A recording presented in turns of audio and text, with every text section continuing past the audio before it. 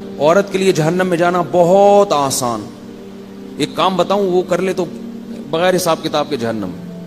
خواتین اگر جہنم میں جانا چاہتی ہیں اپنی ڈائری میں نوٹ کر لیں, اتنا آسان کام بتا رہا ہوں, گارنٹی ہے جہنم کی.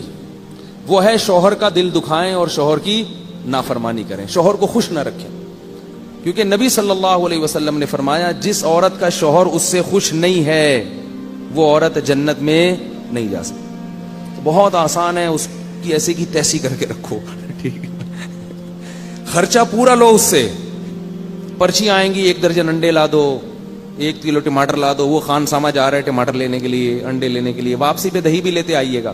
ابھی دہی لے کے آ رہا ہے, ایک میسج آ گیا, واپسی پہ 1 بڑی ڈبل روٹی بھی لیتے آئیے, پھر جا رہا ہے واپس, ٹھیک ہے نا.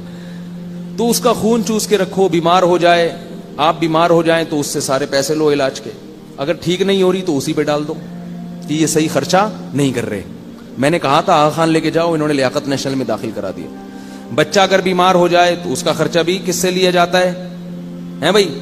ابا سے لیا جاتا ہے. بچوں کی فیسیں ابا سے لی جائیں گی.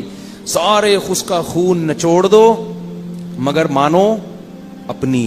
منمانی کس کی ہوگی؟ بہت ہی شارٹ کٹ راستہ ہے جہنم میں جانے کا. اچھا خیر, زیادہ نہ ہو جائے کہیں.